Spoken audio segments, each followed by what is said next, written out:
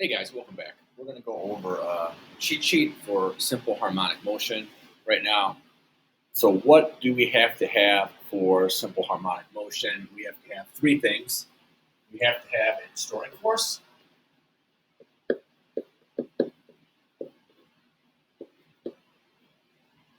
In the two examples we've seen so far, that restoring force was the spring force, negative kx, or we also saw that it was part of the weight in this case of a pendulum. You also have to have a displacement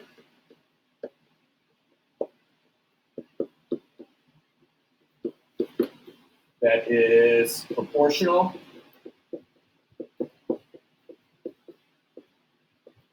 to acceleration, and our displacement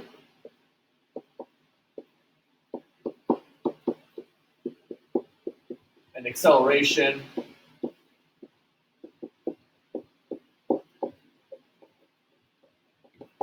must be in opposite directions.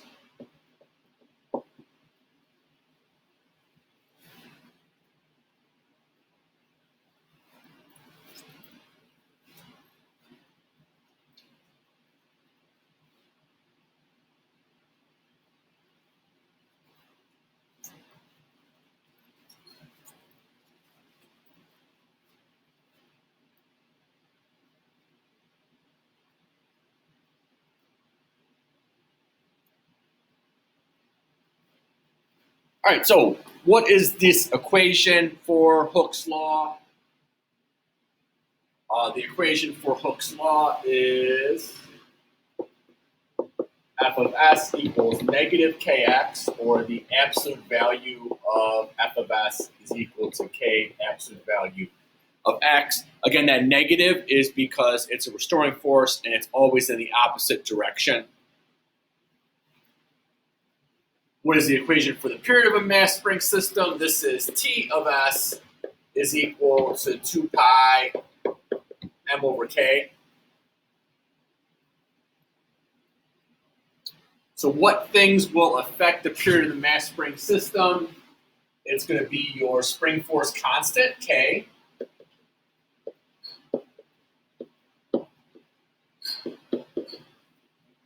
And it's going to be the mass. So importantly, what doesn't affect it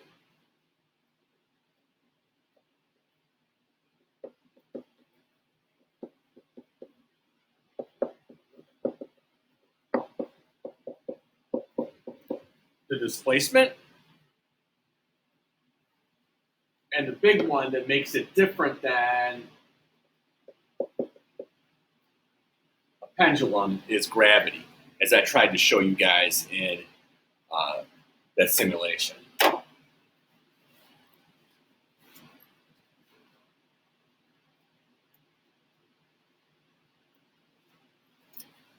The potential energy of a spring is 1/2 kx squared. And again, we looked at this. We talked about springs in terms of F net equals 0. We talked about springs. We talked about energy, and now we're talking about springs again. We're talking about simple harmonic motion. What's the equation for the period of a simple pendulum? This is going to be T of P is equal to 2 pi L over G, and this is for small angles.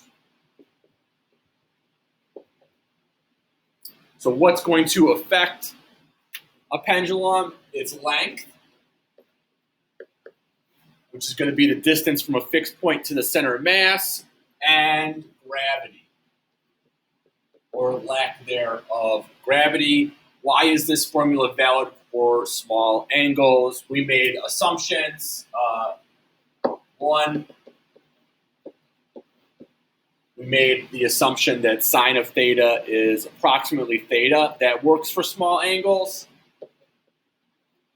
And we made the assumption that cosine of theta was approximately 1. So we're only looking at X direction motion. So if it's small angles, the pendulum is mostly just moving side to side. And even if you get 10, 15 degrees, still 90% of the motion is side to side. It's barely going up and down. And I showed you guys in a demonstration how it didn't work for big angles.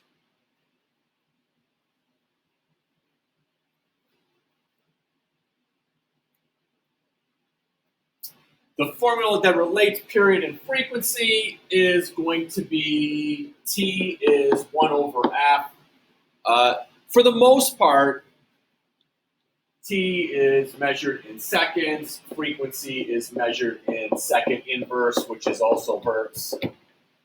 If the period's big, we tend to use the period. If the frequency's big, we tend to use the frequency. What's the formula that relates angular frequency, period, and frequency? This is a big one because this will allow us to express our graphs. Angular frequency is omega. It is equal to 2 pi over t, or it's equal to 2 pi f. And again, this is angular frequency, not angular velocity. The formula for our position is A cosine omega t. A is going to be the amplitude. That's going to be in meters. And again, we looked at that oscillations, and we could shift it all over by adding different things to this. But simply, it would just be this.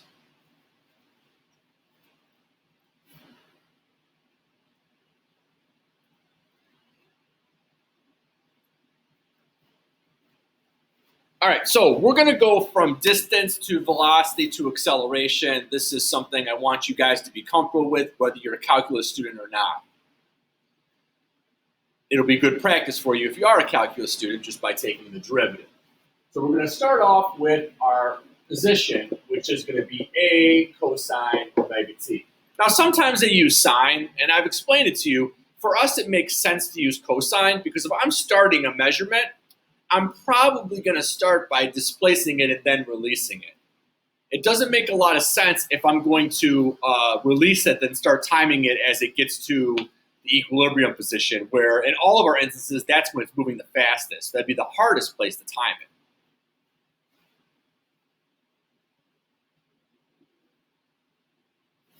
And so I have a cosine function. On this graph,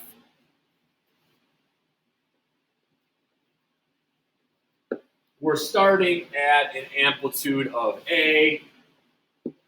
Down here would be an amplitude of negative A. That time there would be T. Nope.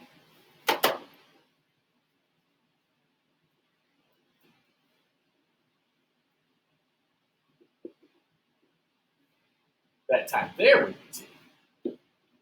Right? Because we want to go from peak to peak. So that's how long our period would be, and then it would repeat itself.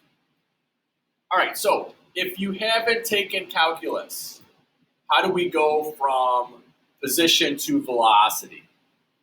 Well, it's going to be our slopes. And these are all going to change, right? So we're going to get one sinusoidal function turning into another one. So the easiest place to see where the slope is, to mark on the graph below it, is where your slope is 0. So that's going to be where your velocity is 0. So I look for slopes that are 0. So at the beginning I have one, at here I have one, and there I have one. And so I'm going to mark these down here. This is a 0, this is a 0, that is a 0. And then I want to look at, initially, do I have a positive or negative slope to begin the graph? And looking at this, to me,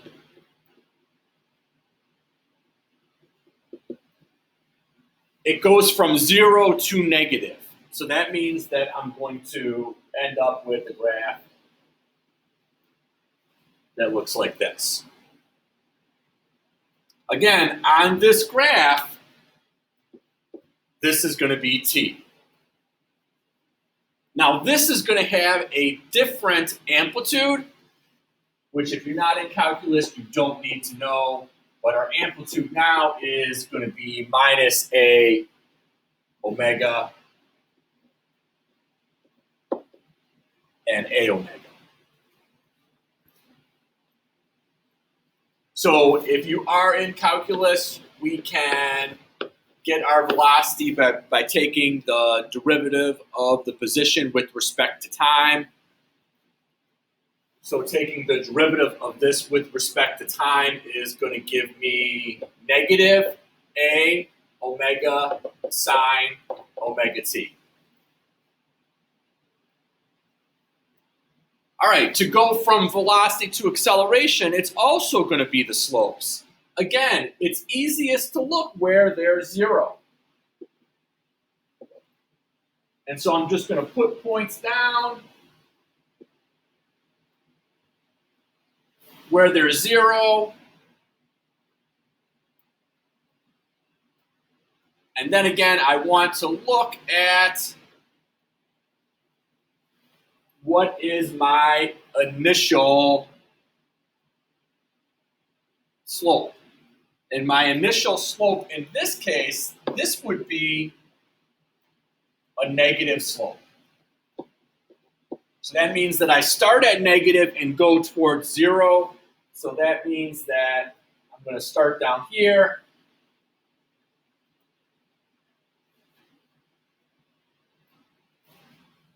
That looks weird.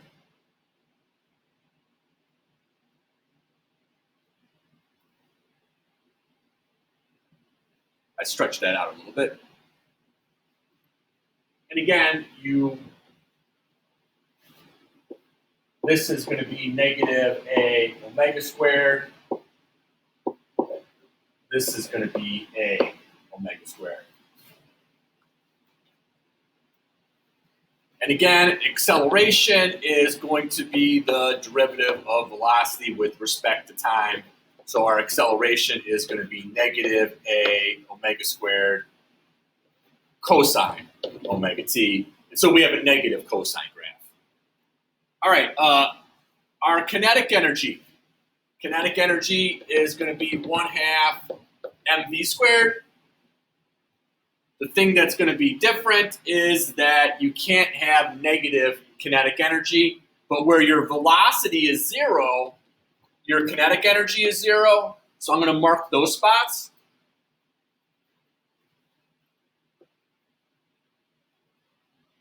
And then this is going to be a sinusoidal graph that's only positives. So only positives. And we'll have a peak where our velocity is a peak. So I can mark those two. And that's going to look like that. And again, you want it to be sinusoidal, not a cycloid. So we're trying to avoid making it look like that because that's not the proper representation. The potential energy is going to be opposite the kinetic, or it's going to be related to x squared, right? Because we know that for the mass spring system, our potential energy is 1/2 kx squared. So I can draw this as the opposite. So where this is a 0, this is going to be a max. Where that's a max, this is going to be a 0. Where this is a 0, this is going to be a max. Where this is a max, this is a 0. Where that's a 0, this is a max. Or if you scroll all the way up, you can see that we're starting with the max, and they agree.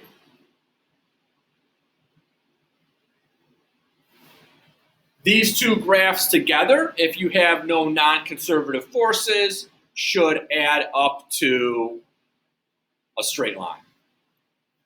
So we would be saying that our energy is conserved.